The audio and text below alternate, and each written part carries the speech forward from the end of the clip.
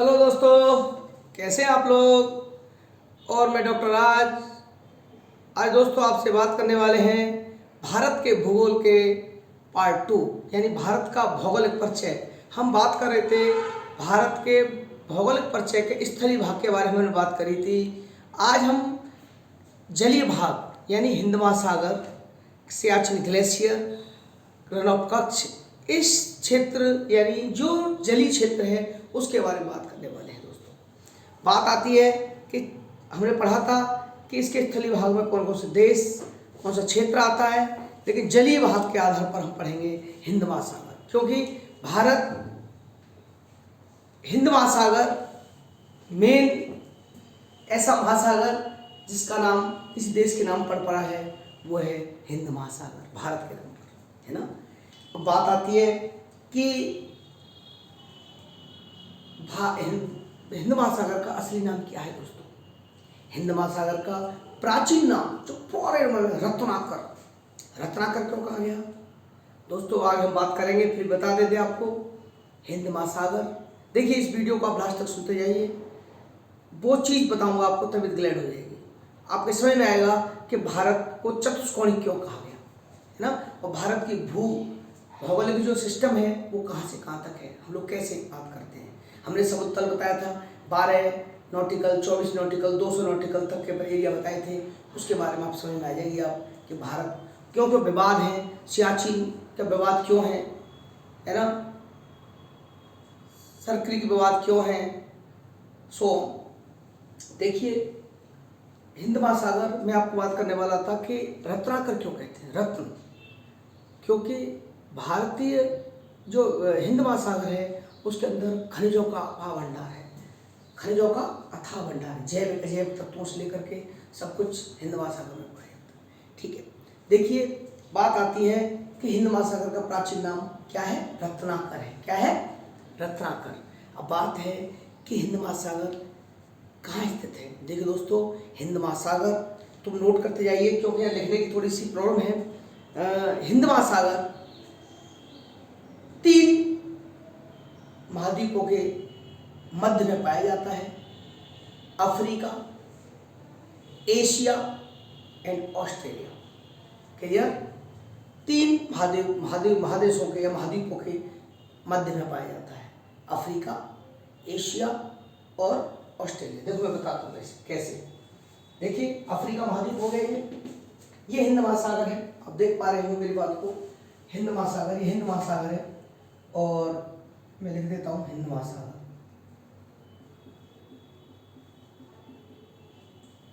समझिए ये एशिया महाद्वीप हो गया जिसमें भारत स्थित है और जो ऑस्ट्रेलिया हो गया। 3 महाद्वीप आपके इसके बीच में हिंद महासागर है। देखिए दोस्तों, और इधर प्रशांत महासागर है और इधर अटलांटिक महासागर, उत्तरी अटलांटिक और दक्षिण अटलांटिक। बात आती है कि तीसरा सबसे बड़ा हिंद महासागर है हिंद महासागर। हिंद महासागर तीसरा बड़ा महासागर माना जाता है। दोस्तों अब इसकी भौगोलिक स्थिति देखें तो मैं आपको भौगोलिक स्थिति के बारे में बताने वाला हूँ। मैं आपको पिछली वीडियो में बता भी चुका हूँ, अक्षांश देशांतर के बारे में बता चुका हूँ, किस टाइप से हमने अक्षांश देशांतर को समझने को, फिर भी मैं आपको यहाँ बताता जाता हूँ। हिंद महासागर हिंद महासागर भारत के पूर्वी गोलार्ध में स्थित है। आप समझ पा रहे होंगे, जो मेरे वीडियो को जो लोग न्यू देख रहे हैं वो मेरे इसके फर्स्ट पार्ट को देख लीजिए, मैं इसका लिंक दे दूंगा डिस्क्रिप्शन बॉक्स में, तो इससे आपको समझ में आ जाएगा कि भौगोलिक परिचय का पार्ट 1, तो उससे आपको क्लियर हो जाएगा कि ये वाला पार्ट क्लियर होगा।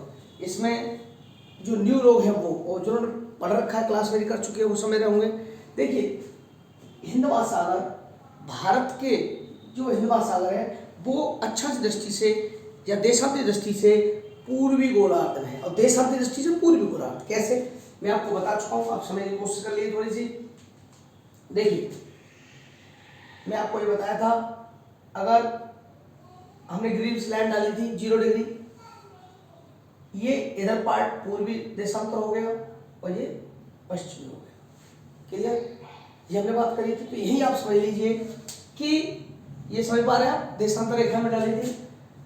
तो इधर देखिए अब 0 डिग्री, हमारी जो 0 डिग्री लाइन है वो है लंदन के ग्रीनविच सब लाइन से, लंदन के ग्रीनविच से। अब बात यह है कि इसका जो एरिया है कितने डिग्री पर है, तो क्यों हमने कहा कि इसका देशांतरी यानी पूर्वी गोलार्ध क्यों कहा, क्योंकि आपने बताया था, मैंने आपको अभी बताया है कि 0 डिग्री से इधर का हिस्सा पूर्वी गोलार्ध है। समझ पा रहे हैं? ये क्यों कहा हमने, इसका भी रीजन समझिए कि 19 डिग्री 22 मिनट 19 डिग्री 22 मिनट देशांतरी रेखा, तब हमने इसका क्या किया है, एरिया बताया। उधर देशांतरी दूसरा विस्तार पूर्व में 147 डिग्री। तो मैं बताता हूं कैसे। जैसे हमने भारत का पढ़ा था, हमने आपको ध्यान हो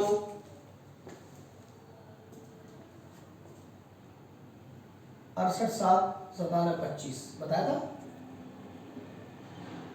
तो ये इतने डिग्री इतने मिनट, तो ये सब ऐसे दे गया देशांतर रेखा है। समझ पा रहे हैं? अब मैं आपको बड़ा आराम से पढ़ा रहा हूँ, समझने की कोशिश करिए। अब हिंद महासागर का जो पार्ट है, वैसे जो ग्रीनविच लाइन है वो लंदन से है। कहाँ से है? लंदन से है। लंदन का मतलब आप समझ लीजिए लाइन करीब करीब ये यहाँ से आती है, अफ्रीका के देशों से, ऐसे मान लीजिए ना। मैं अंदाज से आपको बता रहा हूँ, 0 डिग्री यहाँ से आती है। अब 0 डिग्री, अब हमने कहा कि हमने 19 डिग्री कैसे नापे, तो इसका ही मैं बताया था आपको, सारा सिस्टम वीडियो बनाऊंगा मैं। लेकिन 0 के बाद मैंने भी बताया था आपको, हिंद महासागर किस गोलार्ध में है? पूर्वी गोलार्ध में। एक बात, अब पूर्वी गोलार्ध आपके समझ में आ रहा होगा, 0 से इधर पूर्वी गोलार्ध हुआ, क्योंकि हिंद महासागर ये है। अब हिंद महासागर में मैंने आपको बताया था कि हिंद महासागर का जो क्षेत्र विस्तार है या जो एरिया है कहाँ से कहाँ तक है, मैं भी बताता हूँ। एक चीज, दूसरी चीज समझिए कि हिंद महासागर का जो उत्तरी क्षेत्र है वो बंद है। अब समझिए, तो आप समझ पा रहे हैं 0 डिग्री, यहाँ तक समझ में आ गया। मैं भी और सारी क्लियर करता जाऊंगा, इसका सारी चीज बहुत अच्छे से पढ़ाने वाला हूँ। इधर हिंद महासागर उत्तर में बंद है, क्योंकि इंडिया वगैरह देश है हमारे, और दक्षिण की तरफ ये खुला हुआ है। क्लियर? अब बात करें तो हिंद महासागर अक्षांश दृष्टि से देखें तो सबसे ज्यादा भाग इसका दक्षिणी भाग में आता है, दक्षिणी गोलार्ध में। कैसे, ये भी समझने की कोशिश करिए आप। मैं आपको देखो 0 डिग्री लाइन बताता हूँ। 0 डिग्री देशांतर रेखा, और देखिए ये कर्क रेखा लगभग बीचों बीच से गुजरती है, आप समझ पा रहे हैं। ये 0 डिग्री, ये समझ लीजिए। तो अधिकांश भाग ये आप समझिए 0 डिग्री, ये 0 डिग्री लाइन, इसका जो हिस्सा है ये दक्षिण गोलार्ध में है, कम हिस्सा उत्तरी गोलार्ध में है, क्योंकि 0 से उधर जाएंगे उत्तर में हो जाएगा। तो दक्षिणी गोलार्ध में इसका ज्यादातर हिस्सा दक्षिण गोलार्ध में पाया जाता है। क्लियर? अब क्वेश्चन कई उठते हैं कि इसका जो विस्तार है, इसका एरिया वाइज है, अब पूर्वी गोलार्ध में कहां से कहां तक है, ये मैं आपको बता रहा हूं। देखिए, एक संगठन है अंतर्राष्ट्रीय हाइड्रोग्राफिक संगठन। अंतर्राष्ट्रीय हाइड्रोग्राफिक संगठन है। इसने दक्षिणी सीमा को अंटार्कटिका के आइस तक माना है। तो अंटार्कटिका महाद्वीप, समझ पा रहे हैं आप? अंटार्कटिका महाद्वीप, वैसे मैं बता दे रहा हूँ, यहाँ समझ होंगे कि ये अंटार्कटिका महाद्वीप का हिस्सा मान लीजिए, ऐसे। ठीक है, आपको थोड़ा थोड़ा यहाँ अंटार्कटिका महाद्वीप। अब अंटार्कटिका महाद्वीप के आइस शेल्फ क्या होता है दोस्तों, मैं बताता हूँ। आइस शेल्फ होता है कि किसी चट्टान या बर्फ का निकला हुआ भाग, जिसके नीचे जल, इस आइस शेल्फ के अंदर, अंटार्कटिका महाद्वीप का आइस शेल्फ के अंदर जल गर्म रहता है, जैविक पदार्थों की मात्रा अधिक पाई जाती है, और आइस शेल्फ के अंदर यानी जीव जंतु मछली वगैरह इसका उत्पादन बहुत अच्छा होता है। तो अंटार्कटिका महाद्वीप, अंटार्कटिका सागर नहीं है, पहली बात समझिए। वो आइससेल्फ न्यूक्ली है जो उस सेल्फ के अंदर ये निकला है। जैसे देखो गुफा को चीज कटा काटते जाओ, आगे से परत बन जाती, नीचे गुफा बन जाती, इस टाइप से। तो जल गर्म रहता है और वहाँ पर जीव जंतुओं का जमावड़ा अधिक पाया जाता है। तो आइससेल्फ तक इन्होंने इस क्षेत्र को, अंटार्कटिका महाद्वीप के आइससेल्फ तक, यानी अगर अच्छा से दृष्टि देखें तो दक्षिणी गोलार्ध के आइससेल्फ तक इन्होंने इसके क्षेत्र को माना है। क्लियर? अब समझ में आ गया आपके। अब पश्चिमी सीमा की बात कर लीजिए। ये पश्चिमी सीमा का जो क्षेत्र है, जो 0 डिग्री तो हमने बताया था आपको। अब भाई तो छोटा तो है नहीं, कोई पॉइंट तो है नहीं, एक लाइन है, वो तो लाइन उसी डिग्री पर है। तो ये एरिया देखिए, मैप पे बन जाइए। मैं मैप थोड़ा, मेरी आर्ट वार्ट नहीं जानता हूँ ज़्यादा मैं। तो 0 डिग्री से अब इसका पश्चिमी विस्तार है 19 डिग्री 22 मिनट पूर्वी, इसको बोलते हैं 19 डिग्री 22 मिनट। अब देखिए इसके 19 डिग्री पे आएंगे हम लोग, तो लगभग 19 डिग्री 23.5 ये करीब ऐसे मान लीजिए।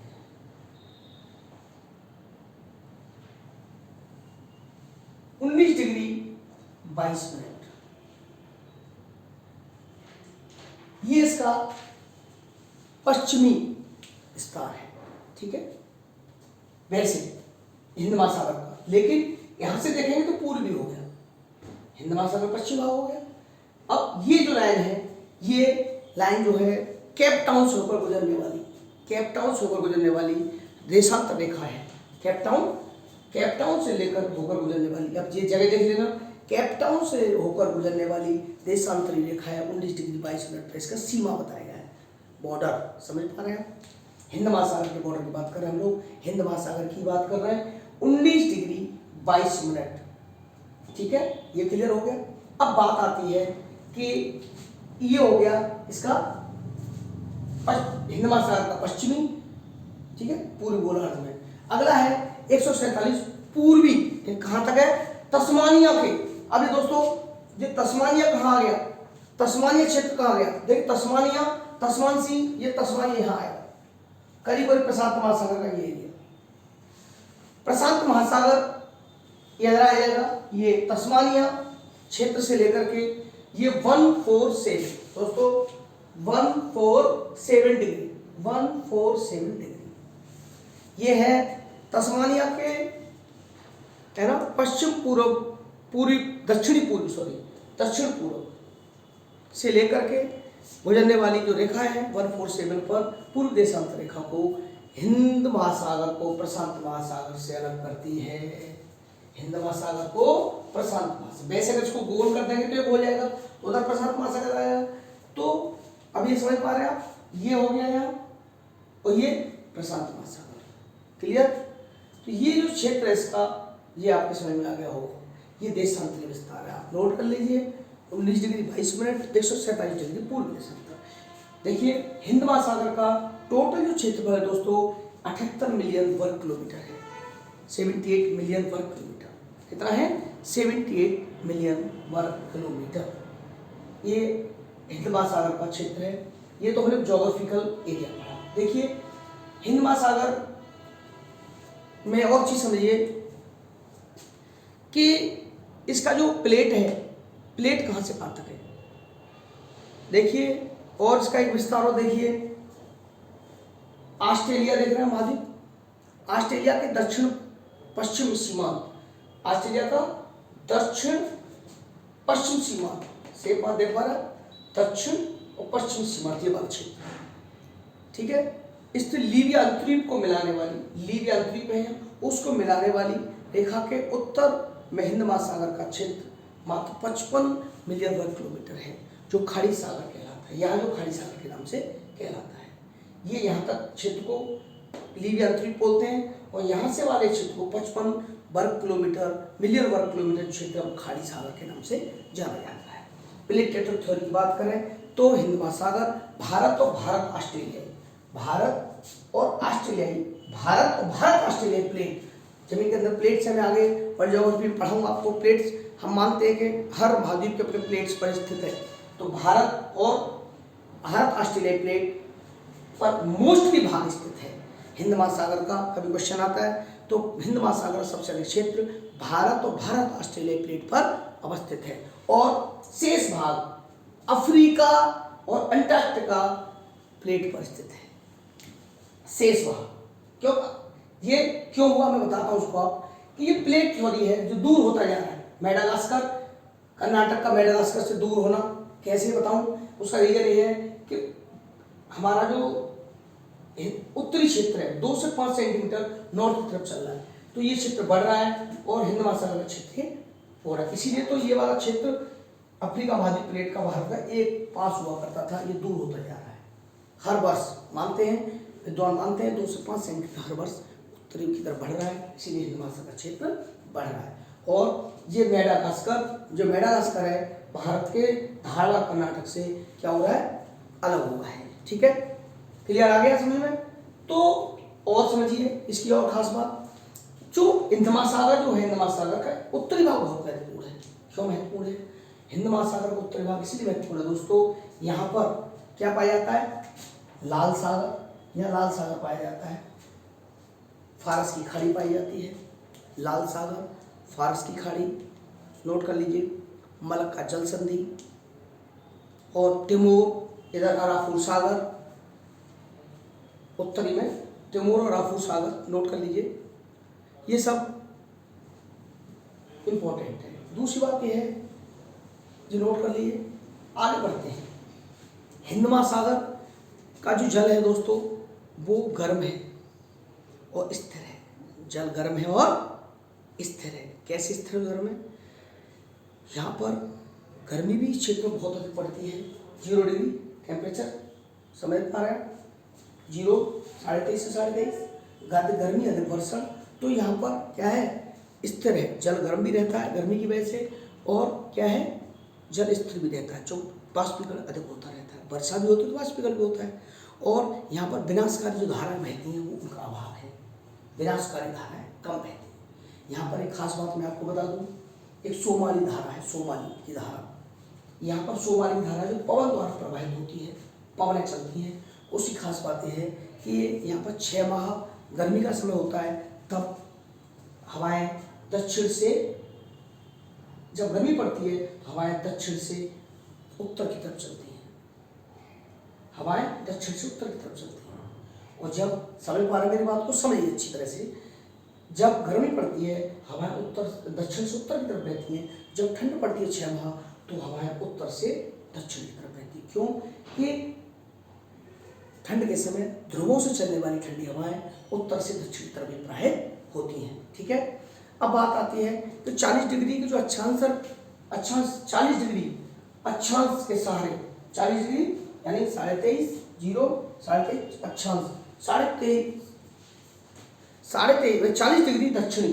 अब देखिए 40 डिग्री दक्षिण अक्षांश कहाँ है दोस्तों, हिंद महासागर का ये भाग, मकर रेखा उसके नीचे 40 डिग्री दक्षिण अक्षांश के सहारे चलने वाली जो हवाएं हैं वो दक्षिणी गोलार्ध की जो पछुआ पवने हैं उनको चालीसा, गरजना चालीसा वाले के सहारे चलती है, गरजने वाली चालीसा, इसे बोलते हैं चालीसा के सहारे, गरजने वाला चालीसा के सहारे चलती हैं। और दूसरी बात, दक्षिण अफ्रीका का जो उत्तर महासागरीय है उसके क्या होते हैं, दक्षिण के ये हवाएं चलती, पछुआ पवनें चलती हैं जो सोमाली की धारा के साथ, ये पश्चिमी हवाएं क्या चलती हैं, ऑस्ट्रेलिया के पश्चिमी दक्षिण क्षेत्र चलती हैं, पश्चिम तक ये चलती हैं, यानी हवाएं ऐसे चलती हैं पश्चिम, यानी अफ्रीका से पछुआ हवाएं कैसे चलती हैं, पश्चिम की तरफ से चलती हैं, पूर्वी हवाएं पूर्व की तरफ से चलती हैं। क्लियर?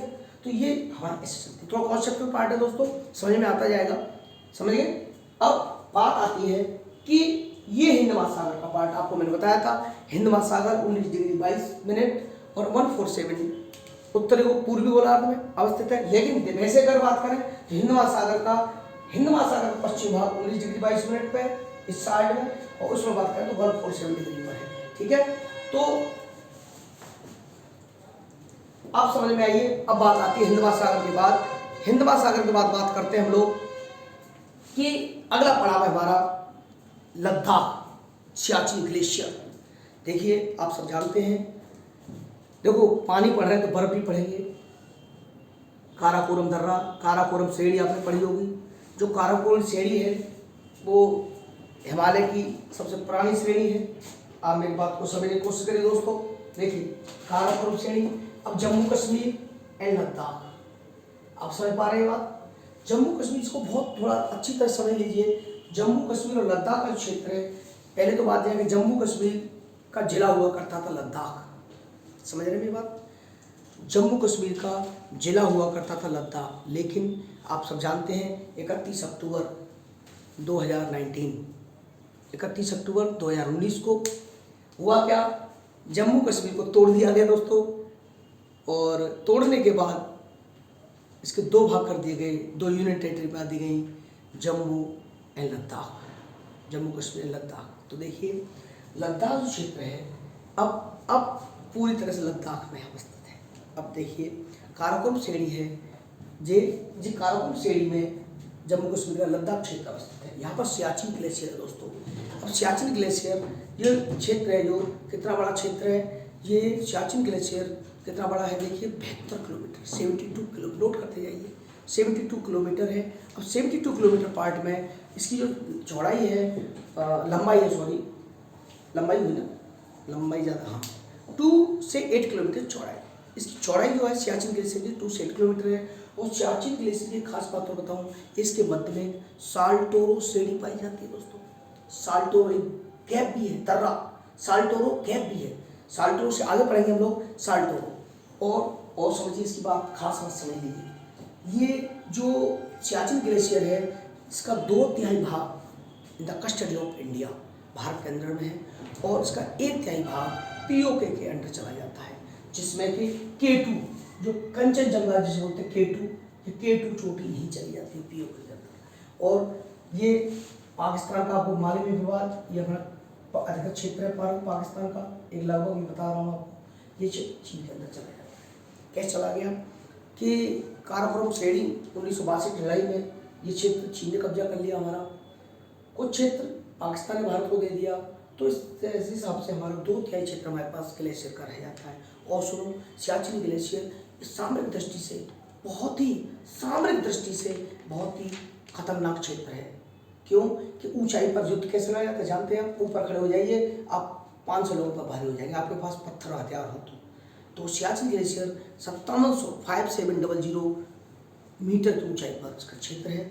समुद्र तल जानते हैं आप, अभी बताता हूँ, एक सेकंड ठहरिए, पहले पूरी बात कर लीजिए मेरी। तो सियाचिन ग्लेशियर सामरिक दृष्टि से क्यों है कि सामरिक दृष्टि से होने का कारण कि वहाँ पर युद्ध क्षेत्र ऊंचाई पर है, तो पाकिस्तान अपनी पौराइंदी का अपनी कब्जा करने की कोशिश रहता है, क्योंकि पीओके उसके अंडर में है, पाक ऑक्युपाइड कश्मीर, और 2/3 पार्ट भारत के अंदर में। इसमें सियाचिन के चक्कर में झगड़ा भी हो चुका है, आप सब मालूम है पुराना इतिहास, लेकिन फिर भी भारत के ने पूरा इसको ध्यान रखा है। दूसरी बात, 2/3 भाग भारत के कब्जे में है आज भी। मैं आपको बताने वाला था समुद्र तल से ऊंचाई कैसे नापते हैं। समुद्र तल क्या होता है, समुद्र तल पूरे विश्व का समुद्र तल एक से ऐसा होता है दोस्तों, लेकिन कहीं कहीं ऊंचा समुद्र तल एक सा होता है, नापने का तरीका अलग। जैसे हम चेन्नई से नापते हैं समुद्र तल, कहाँ से नापते हैं, चेन्नई, क्योंकि अब मान लो चौकोर जगह है, उसमें एक जगह खड्डा कर दिया, 2-3 खड्डे जगह कर दिए, पानी भर दिया जाए, तो लेवल जो आएगा, पहले खड्डे भरा जाएगा, लेवल पानी का एक तालाब देखिए, पोखर वगैरह कहीं देखिए लेवल एक ही रहता है, बम्बा देखिए, धैर देखिए, पानी का लेवल एक, चाहे वो कहीं खड्डा ज़्यादा हो। आप नदी जाते हैं, नदी में तो लेवल एक सा दिखाई देता है, वो अलग बात है। आप नदी में जा रहे हैं, आगे पैर घुस गए अंदर, गड्ढा है, वो अलग चीज़ है। तो कहने का मतलब समुद्र तल हम चेन्नई से नापते हैं भारत का, तो समुद्र तल से इसकी ऊंचाई 5700 किलोमीटर है सियाचिन ग्लेशियर की ऊंचाई। क्लियर, समझ में आ गया। तो ये यहाँ पर हम लोग, ये काराकोरम दर्रा है, चीन और पाकिस्तान ने इस दर्रे से होकर के अपना आना जाने का काम करते हैं। यहाँ पर उन्होंने क्या बना रखा है, एक हाईवे बना रखा है, हाईवे, उच्च रोड है ना, ठीक है। और समझिए यहाँ पर सियाचिन ग्लेशियर में काराकोरम श्रेणी की जो है वहाँ पर क्या है, नुब्रा नदी बहती है, नुब्रा नदी की धारा बहती है, जो श्योक नदी से जाके मिलती है, और श्योक नदी नुब्रा नदी से बहकर मिलती है। नदी हम पढ़ाऊंगा, लेकिन जो श्योक नदी है वो सिंध की साइड नदी है, उसमें जाकर के मिल जाता है, ठीक है। और बताऊँ मजेदार बात, भारत की जो थल सेना है वो नुब्रा घाटी से होकर के सियाचिन तक पहुँचती है। भारत की थल सेना है नुब्रा घाटी से होकर के सियाचिन तक पहुँचती है, क्यों कि घाटी से होकर के ऊपर पहुँच पाते हैं। दूसरी बात, इस क्षेत्र में 3 दर्रे हैं दोस्तों, 3 दर्रे हैं, दर्रे मतलब पहाड़ों के बीच में जो गैप बन जाते हैं उनको गैप को दर्रे बोलते हैं इंग्लिश हिंदी में, लेकिन जो कट जाता है उसे दर्रे बोलते हैं। एक है गेसरगुम दर्रा, मैंने बताया साल्टोरो, और बिलाफेल्डला ये दर्रा है, और एक दर्रा जो है ग्यांगला दर्रा है, जो कि पाक अधिकृत कश्मीर में ग्यांगला दर्रा। तो दोस्तों ये, लेकिन कुल मिला के सियाचिन ग्लेशियर भारत और पाकिस्तान के बीच विवाद का विषय है, लेकिन फिर भी हमारा जम्मू कश्मीर का बहुत बड़ा हिस्सा 1962 आप मालूम होगा भारत चीन का विवाद हुआ था, भारत चीन का युद्ध हुआ था। उस युद्ध के अंदर हम लोग हार गए, चीन से युद्ध हार गए थे। क्यों? क्योंकि उस युद्ध में सियाचिन ये वाला क्षेत्र चीन ने ऑक्युपाइड कर लिया। चीन तो यहाँ तक कि सिक्किम वाला क्षेत्र हमने आज़ादी मिली, सिक्किम हमने अपने मिलाया, तब भी उस पर विवाद बनाता रहता है। मैं चीन और भारत के विवाद के बारे में थोड़ा बता देता हूँ, आपको हाईलाइट कर देता हूँ। क्योंकि भारत और चीन की जो क्षेत्र की लंबाई है ना दोस्तों, वो देखिए उधर से उत्तर से दक्षिण तक चले तो जम्मू से हिमाचल प्रदेश की लंबाई जो क्षेत्र बॉर्डर की 1170 किलोमीटर, 1170 समझ रहा। उसके बाद उत्तराखंड 650 किलोमीटर, 1170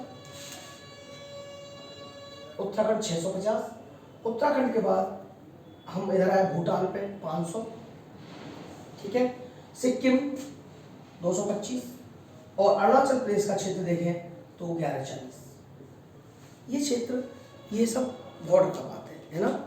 तो ये सब क्षेत्र चीन से बॉर्डर मिलता है। चीन और विवाद में भारत, और चीन तो यहाँ तक कि अरुणाचल प्रदेश को भी बहुत बड़ा क्षेत्र कब्जा कर रखा है। और यहाँ तक दोस्तों चीन ने ये 12 होता एक चौकी है 1954 में यूके की 12 होता नामक चौकी चीन ने 1954 में कब्जा कर रखी है। 12 होता, नोट कर लीजिए आप, 1954 में यूके उत्तराखंड की 12 होता नामक चौकी पर भी कब्जा कर रखा है। यहाँ तक कि सिक्किम को जब हमने विलय किया था उस पर विवाद खड़ा कर दिया उसने कि सिक्किम तो हमारा चीन का हिस्सा है, ये जो कि गलत है उसका। और 1987 में अरुणाचल प्रदेश भी स्वतंत्र हुआ था, उस पर भी इसने विवाद स्थापित किया था। और आपको मैं बताया भी था भारत अरुणाचल प्रदेश का जो क्षेत्र है वो वही तो है भारत चीन की सीमा का मैप मोहन लाइन जिसे बोलते हैं मेन। ठीक है दोस्तों, आज आपको थोड़ा मेरी आवाज़ कमज़ोर लग रही होगी क्यों मैं थोड़ा व्रत में चल रहा हूँ, तो आवाज़ में जोश नहीं आ पा रहा, तेज नहीं बोल पा रहा हूँ, है ना, कोई बात नहीं। लेकिन आपको मैं पढ़ाने की पूरा प्रयत्न किया है, अच्छे से अच्छा पढ़ाऊँ। लेकिन एक विवाद और रह गया, हमारा एक विवाद पड़ोसी जो थोड़ा नालायक पड़ोसी है हमारा, वो नालायक पड़ोसी आप सब जानते ही हैं, पाकिस्तान। वो भी बड़ा बदतमीज इंसान है, पाकिस्तान नाम का जो व्यक्ति है, जो देश है, उसके बारे में समझिए। आप देख पा रहे होंगे ये गुजरात वाला क्षेत्र देख रहे हैं, रण ऑफ कच्छ। मैं आपको बड़ा अच्छा करके पढ़ा रहा हूँ, आप मेरे वीडियो को ध्यान से चलते रहिए। मैं आपको बहुत मज़ेदार, अभी तो क्योंकि आपने पूरा कॉन्सेप्ट पढ़ा नहीं, वर्ल्ड ज्योग्राफी का कॉन्सेप्ट पढ़ा नहीं है, इससे थोड़ी सी परेशानी आपको आ रही होगी। अक्षांश देशांतर का मैं एक वीडियो बना दूंगा, अक्षांश देशांतर कैसे निकालते हैं, पाकिस्तान में कैसे, वो अमेरिका में कैसे रात होती है, कब दिन होता है, क्यों होता है, व्हाट इज द रीजन, मैं सब बताऊंगा आपको। एक वीडियो इसलिए दूंगा मैं आपको जल्दी। तो देखो कच्छ क्या है, देखो दोस्तों रण ऑफ कच्छ है क्या, कच्छ की खाड़ी, ये कच्छ की खाड़ी है, इसके उत्तर में, इसके उत्तर में है रण ऑफ कच्छ का विवाद जो है। कच्छ का विवाद बहुत बड़ा विवाद बना रखा है, लेकिन ये दलदल है दोस्तों, ये रण ऑफ कच्छ क्या है, एक बहुत बड़ा दलदल है। दलदल क्या है कि समुद्र का पानी, रण ऑफ कच्छ का पानी थोड़ा बैक हो जाता है तो दलदल बन जाता है, उस दलदल के साथ साथ लूनी और अन्य सहायक नदियां बहकर इसमें मर्ज हो जाती है, सूख जाती है, चली जाती है, तो दलदल बन गया है। वहां से बह के आती है लूनी वगैरह बारिश के समय, वैसे लूनी बहती नहीं, आप जानते हैं सब, आपके समझदार हैं। लूनी नदी जब गर्मी जाड़े के समय बारिश के समय बहती है तो पानी आ जाता है तो दलदल बन जाता है। तो लेकिन ये दलदल है, लेकिन पाकिस्तान बदतमीजी क्या करता है, कहता है ये दलदल नहीं है, झील है। तो आप जानते हैं अंतर्राष्ट्रीय समझौते के आधार पर कोई झील या नदी होती है उसमें बराबर का अधिकार, लगभग मतलब अधिकार हो जाता है। झील में तो बंटवारा कर नहीं सकते, नदी में बंटवारा कर नहीं सकते, तो वह क्षेत्रीय तो बांट सकते हैं। इसलिए जो जल नदी का जल जाएगा, ब्रह्मपुत्र नदी है, चीन के बस की नहीं, चीन तो ब्रह्मपुत्र नदी के पानी को रोक दे, है नहीं, आप समझ रहे हैं बात को। तो इसीलिए अब विवाद क्या है, अब सुनिए, रण ऑफ कच्छ है क्या, आपने मालूम होगा, आपको बहुत लोगों को या नहीं मालूम हो, भारत पाकिस्तान का बहुत बड़ा विवाद है 24 डिग्री 24 डिग्री बंटवारा, कच्छ विवाद क्या है सुन लीजिए। 24 डिग्री से 27 किलोमीटर दोस्तों, 24 डिग्री से उत्तरी अक्षांश। अब उत्तरी दक्षिण तो आप समझ रहे होंगे, ये उत्तरी हो गया। 24 डिग्री से 27 किलोमीटर यानी 24 डिग्री है। अब यहां से 24 डिग्री मान लो, ये 23.5 हो गया, 24 हो गया। यहां से 27 किलोमीटर दूरी पर ये हमारा समझौता हुआ था। इस समझौते में हुआ क्या था? इस समझौते में हुआ ये था दोस्तों कि 27 किलोमीटर, पाकिस्तान क्या कहता है? नहीं, 24 डिग्री पर समझौता चाहता है, ये जो कि सरासर गलत है। जो बंटवारा हुआ था उसमें 24 डिग्री से 27 किलोमीटर उत्तर, ये पॉइंट इंपॉर्टेंट है, याद रखिएगा। जो बंटवारे में 24 डिग्री के ऊपर यानी 27 किलोमीटर नॉर्थ में आपको जाना है, तब बंटवारे की लाइन मिलेगी। उसमें 27 जो 24 डिग्री 27 किलोमीटर नॉर्थ का क्षेत्र है, वहां पर वो क्षेत्र हमारा बंटवारे में आता है। लेकिन पाकिस्तान क्या कहता है? नहीं, ये झील है और उसको बंटवारा है। उसका क्षेत्र देखेंगे दोस्तों रन ऑफ कच्छ का, तो अब बात यह है कि इसका जो क्षेत्र है ये 20,700 ये क्षेत्र है इसका, 720 सॉरी ये क्षेत्र है। लेकिन पाकिस्तान क्या कहता है कि 9,065 जो दलदल के कारण जो दलदल है वो इतना है। पाकिस्तान क्या कहता है? 9,065 किलोमीटर हमारा है। दलदल के क्षेत्र को अपना बताता है तो 20,720 ये क्षेत्र है, पूरा दलदल है। इस दलदल में 9,065 किलोमीटर का क्षेत्र पाकिस्तान अपना बताता है, जो सरासर बदतमीजी करता है, वो हमें बदतमीजी पसंद नहीं है। दूसरी बात 720 क्षेत्र पूरा है, लेकिन हम क्या कह रहे हैं? 24 डिग्री का कच्छ विवाद है। वो विवाद क्या है? उसके 27 किलोमीटर जाके नापना नहीं नापता, वो लड़ाई झगड़ा करता है। आपको मालूम एक विवाद और है दोस्तों, वो है वर्तमान जो सीमा है भारत पाकिस्तान की, उसमें सरक्रीक एक विवाद है। वो विवाद एक सर की बात, भारत पाकिस्तान संबंध के बारे में कभी पढ़ेंगे तो आपको बहुत अच्छा टॉपिक पढ़ाएंगे। भारत पाकिस्तान, भारत चीन संबंध, अंतर्राष्ट्रीय मुद्दे जब पढ़ेंगे दोस्तों। तो मेरा ये भारत का भौगोलिक परिचय वाला पार्ट इसके साथ देखिए, आपको अच्छा लगा हो तो कमेंट करिएगा दोस्तों। और मैंने आपको बहुत अच्छे करके समझाने की कोशिश की है। और दोस्तों मेरे चैनल को लाइक करिए, शेयर करिए, सब्सक्राइब करिए। थैंक यू दोस्तों।